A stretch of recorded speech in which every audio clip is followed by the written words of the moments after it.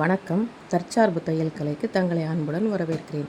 இன்றைக்கி நாம் பார்க்க போகிறது நம் வீட்டு குழந்தைங்களுக்கு நாமே ஜாப்பனீஸ் மாடல் ட்ரெஸ் தைக்கலாம்.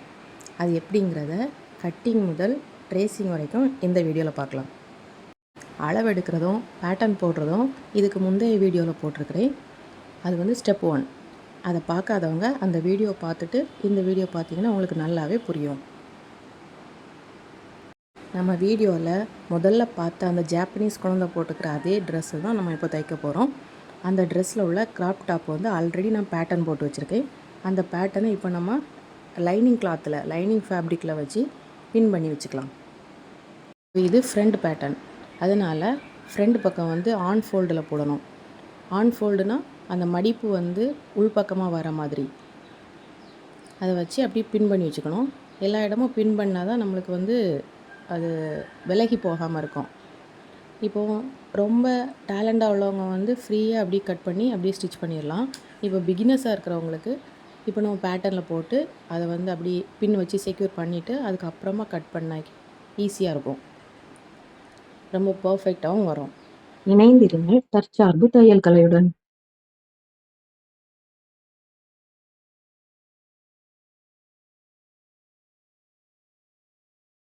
அதே துணியிலேயே இதே போல் திருப்பி வச்சு திரும்பவும் பின் பண்ணிக்கலாம்.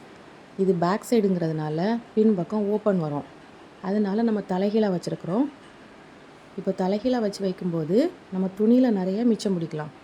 இப்போ என்னென்னா நான் இப்போ கட் பண்ணுறது எல்லாமே ரொம்ப ஃப்ரீயாக கட் பண்ணிவிட்டு அதுக்கப்புறமா தான் ஃபினிஷிங் பண்ணுறேன். ஏன்னா நான் ஒவ்வொன்றும் சின்ன சின்னதாக மைன்யூட்டாக பண்ணும்போது வீடியோ ரொம்ப லெங்க்த்தியாக போயிடும். ஸோ உங்களுக்கு பார்க்குறதுக்கு இன்ட்ரெஸ்ட் இல்லாமல் போயிடும். பார்க்குறதுக்கு மட்டும் இல்லை, தைக்கிறதுக்கும் இன்ட்ரெஸ்ட்லாம் போயிடும். ஸோ அதனால் பின் பண்ணுறத கொஞ்சம் ஃபாஸ்ட்டாகவே பண்ணுறேன்.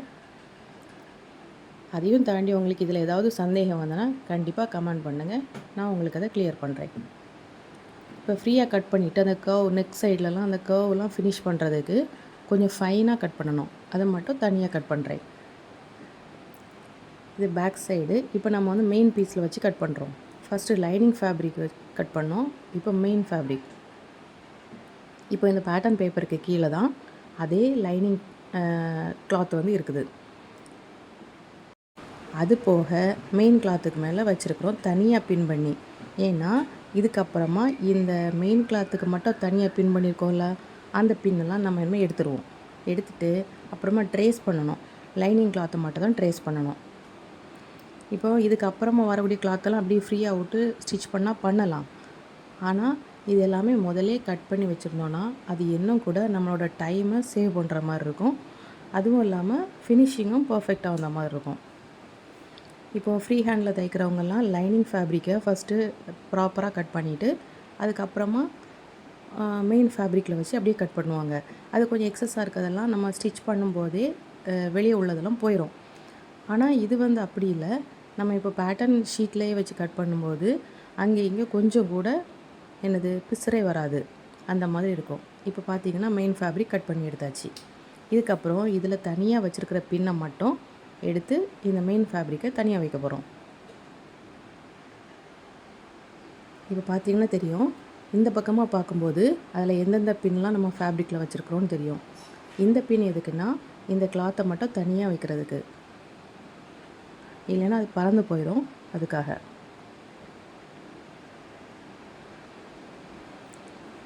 இப்போ இதே பேட்டர்னை திருப்பி வச்சு நம்ம பின் எடுத்தோன்னா மெயின் பின்னெல்லாம் சேர்ந்தே போயிடும்.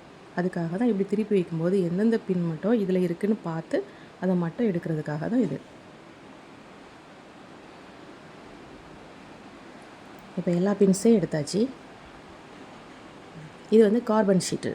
இப்போது நம்ம பில் புக்கில் நம்ம சைன் போடும்போது கீழே ஒரு கார்பன் ஷீட் வச்சுருப்பாங்கல்ல, அதே கார்பன் ஷீட்டு தான் A4 சைஸில் பெருசாகவே கலராக கிடைக்கும்.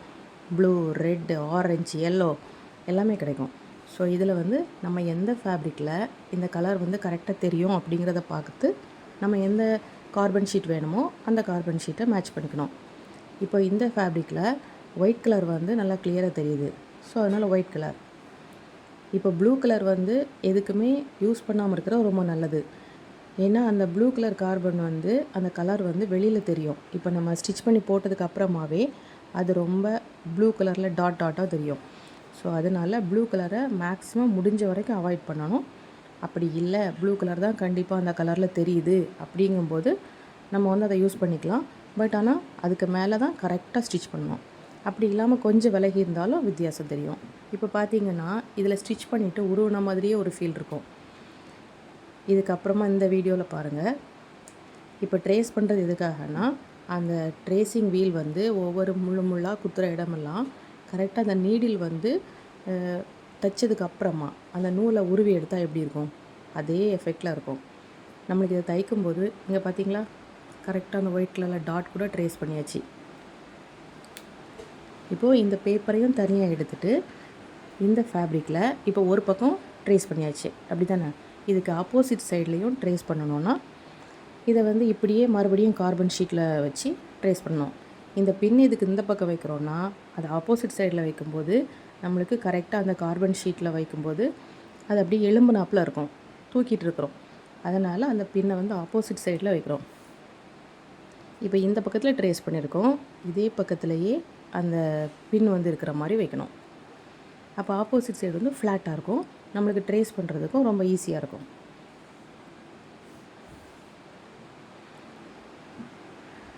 இப்போ பார்த்தீங்கன்னா அந்த பக்கம் ட்ரேஸ் பண்ணலை.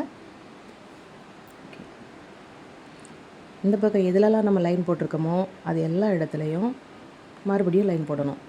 ட்ரேஸ் பண்ணும்போது அது ஆப்போசிட் சைடில் கரெக்டாக இதே போல் அந்த பக்கமும் தெரியும். அந்த நெக் ஃபினிஷிங் கூட கரெக்டாக வரும். இப்போ பாருங்கள் எவ்வளோ கிளியராக வந்திருக்குன்னு. ஸோ இதே போல் ரெண்டையுமே எடுத்துக்கலாம். இதுக்கப்புறமா நம்ம மெயின் ஃபேப்ரிக்கையும் லைனிங் கிளாத்தையும் சேர்த்து வச்சு அட்டாச் பண்ணி ஸ்டிச் பண்ணணும். அடுத்த வீடியோவில் நம்ம வந்து ஸ்டிச்சிங் வீடியோ பார்க்கலாம்.